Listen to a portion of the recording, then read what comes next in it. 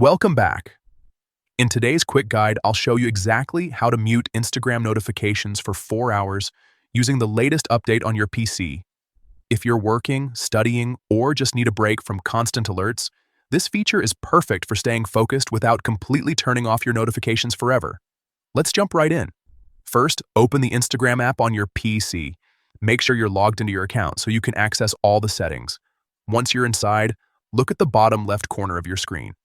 You'll see 3 horizontal lines there. Go ahead and click on those lines to open the menu. From the menu that appears, click on Settings.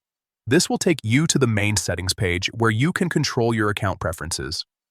Next, find and select Notifications. Inside this section, you'll see different notification options for your account. Now click on Push Notifications.